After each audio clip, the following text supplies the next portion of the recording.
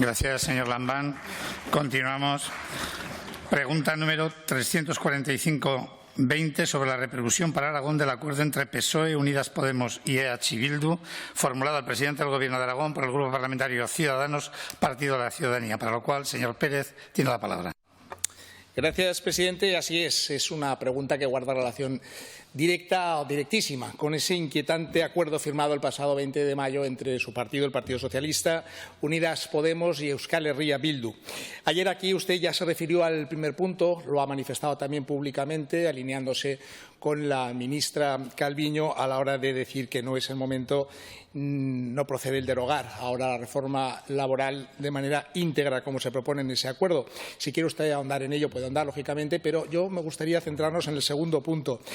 Me gustaría saber qué piensa usted y qué repercusión cree, sobre todo, que puede tener para Aragón el hecho de que mientras a nosotros y a otras 14 comunidades autónomas nos toca una vez más menú del día, País Vasco y Navarra puedan endeudarse a la carta, atendiendo exclusivamente a sus respectivas situaciones financieras. Un agravio comparativo más, desde mi punto de vista, que se suma a otro agravio, como puede ser el que también a Navarra y al País Vasco se les conceda la gestión de esa renta vital básica que tiene prevista aprobar hoy el Gobierno de España. Gracias, presidente. Gracias, señor Pérez. Señor presidente, su turno. Gracias, presidente. Lo mejor que se puede decir de ese pacto es que apenas 3 horas después quede reducido a pura agua de borrajas, como decimos aquí en esta tierra. Lo peor del pacto no es que hablara de derogación íntegra y prácticamente inmediata de la reforma laboral en este momento concreto.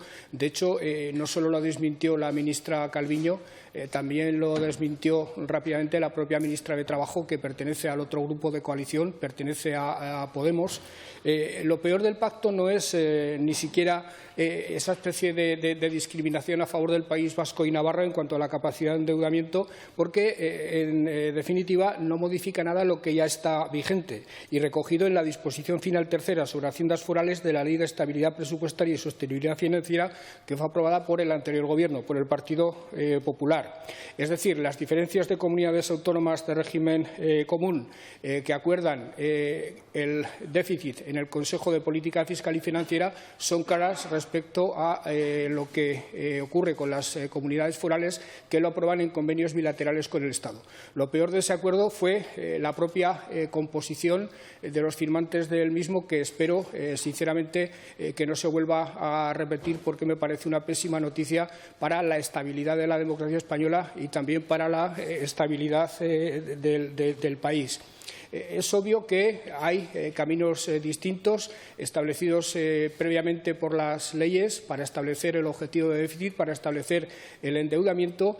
Uno es el que tenemos que seguir las comunidades de régimen ordinario, otro el que tienen que seguir las diputaciones, las comunidades forales, pero lo que no estoy dispuesto a admitir que, aunque el camino sea distinto, la meta sea distinta. Como presidente del Gobierno de Aragón, eso no lo voy a consentir en absoluto. Sé que cuento con el apoyo de ustedes para ello.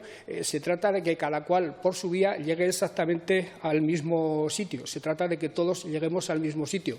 Y Aragón, en este momento, para estar a la altura de las circunstancias, para responder al enorme desafío que ha supuesto el COVID y también para desarrollar las medidas de esa estrategia aragonesa de recuperación económica que estamos a punto de aprobar, es absolutamente fundamental que se nos amplíe sustancialmente el margen de déficit. Y, por supuesto, en relación con el reciente acuerdo para que el ingreso mínimo vital se gestione de una forma en Navarra y en el País Vasco y se gestione de otra forma en el resto de España, como usted comprenderá, estoy en absoluto desacuerdo.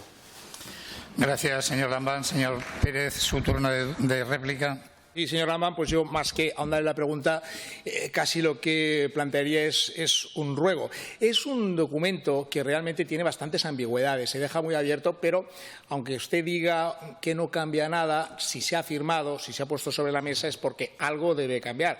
Cuando el PNV, en forma casi de compensación, en clave electoral, ha exigido también tener ahí protagonismo con ese movimiento que es la cesión de la gestión del impuesto de la renta básica, es porque algo hay. De hecho, un eminente catedrático de la Universidad Pública de Navarra, como Ignacio Zubiri, dice que esto es un cheque en blanco para que el País Vasco y Navarra gasten en políticas sociales y lo financien con endeudamiento, si es preciso, siempre y cuando, yo creo que esa es la clave, su situación financiera se lo permita, porque efectivamente la situación financiera de País Vasco y de Navarra pues es una situación muy diferente en términos positivos a lo que puede ser la de otras comunidades, pero también está la Comunidad de Madrid, la Comunidad de Canarias, que tienen una situación financiera que podría permitirles ese endeudamiento.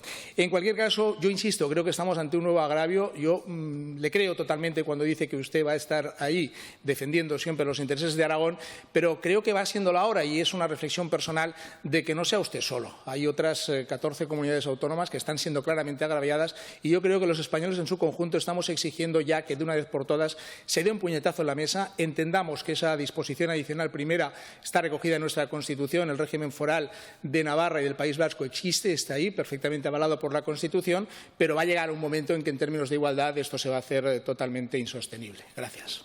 Gracias, señor Pérez. Señor Lambán, su turno de dúplica. Ha dicho usted, señor Pérez, que estas dos comunidades autónomas vienen teniendo un cheque en blanco para muchas de sus políticas, pero esto ocurre desde hace muchas décadas y creo que es uno de los problemas más graves que tiene España, que tiene la democracia española. ¿Cuál es el problema de fondo? Esa norma constitucional, esa disposición adicional primera, que en realidad tiene un espíritu, está inspirada por un espíritu claramente contrario al resto de la Constitución y que abre la puerta a toda clase de discriminaciones. Y lo cierto, y esto lo planteo como una reflexión general, es que por hacer seguimiento de la máxima bíblica, en este asunto el que esté libre de pecado que tire la primera piedra. Desde luego mi partido no está libre de pecado. El Partido Popular tampoco está libre de pecado. Cada vez que ha tenido que recurrir para formar mayorías al Partido Nacionalista Vasco lo ha hecho sin titubear y lo ha hecho mediante la compensación de cesiones muy importantes. Insisto, igual que ha tenido que hacer el Partido Socialista. Y ustedes, señor Pérez, que tenían, en mi opinión, una posición ejemplar al respecto, últimamente también han hecho dejación del mantenimiento de esa posición ejemplar. Simplemente le voy a hablar de que para concurrir juntos a las elecciones del País Vasco, el Partido Popular y ustedes han decidido la aceptación del concierto económico vasco como instrumento vigente para asegurar la libertad, estabilidad, cohesión y desarrollo de los ciudadanos del País Vasco. Es decir, que nadie está libre de pecado y, por tanto, nadie tiene que tirar la primera piedra. Creo que la tendríamos que tirar, señor Pérez, todos a la vez, porque todos hemos aceptado este hecho discriminatorio. Yo creo que España necesita un impulso fortísimo para salir del atasco en el que en este momento está. Ya estaba antes, ahora está en un atasco mucho mayor. España necesita un impulso fortísimo proveniente de todas las fuerzas políticas, evidentemente de las que creen en España, de las que creen en el futuro común de los españoles, y seguramente cuando se abordara ese impulso fortísimo que España necesita, que a la luz de lo que ocurre en el Congreso de los Diputados parece que no está próximo, cuando se abordara ese impulso formidable de reconstitución del país, desde luego esta cuestión, este agravio que desde hace décadas existe entre las comunidades forales y las comunidades de régimen ordinario, es algo que nos deberíamos plantear para superarlo